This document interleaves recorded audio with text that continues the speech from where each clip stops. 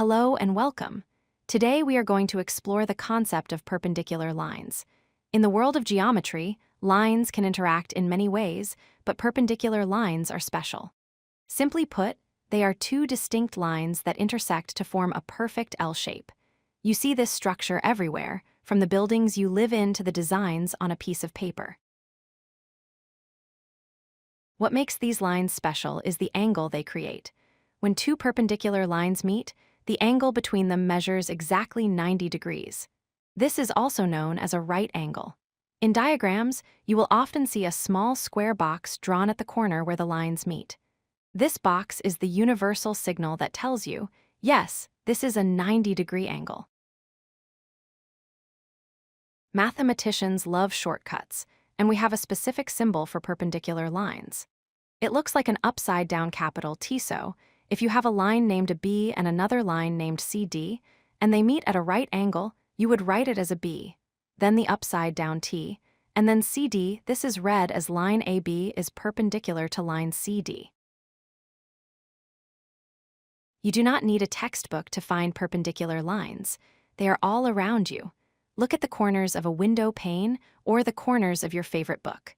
The walls of your room usually meet the floor at a 90-degree angle. Even on the road, a four-way intersection is a classic example of perpendicular lines crossing paths. In mathematics, the coordinate plane is built entirely on this concept.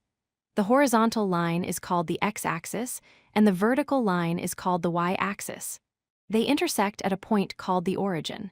Because they are perpendicular, they allow us to map points precisely using a grid system. It is important to remember a key distinction. All perpendicular lines are intersecting lines, meaning they cross each other. However, not all intersecting lines are perpendicular. If two lines cross but do not form a 90-degree angle, they are simply intersecting. Perpendicularity requires that specific, perfect right angle. Let's take it a step further with the perpendicular bisector. A bisector is something that cuts a shape into two equal parts. A perpendicular bisector is a line that does two things at once. It cuts a line segment exactly in half at its midpoint, and it does so at a 90-degree angle. It is a very powerful tool in geometric construction. If you are doing algebra, there is a cool rule for slopes. The slopes of two perpendicular lines are negative reciprocals of each other. This means if you multiply the slope of the first line by the slope of the second line, the result will always be -1. This is a great way to test if lines are perpendicular without drawing them. To wrap up, remember these three things. 1. Perpendicular lines always meet at a 90-degree right angle. 2. We use the inverted T symbol to represent them. And 3. Algebraically, the product of their slopes is -1.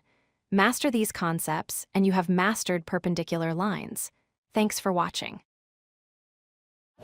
If you like this video, hit that like button and don't forget to subscribe. Visit codelucky.com for more such useful content.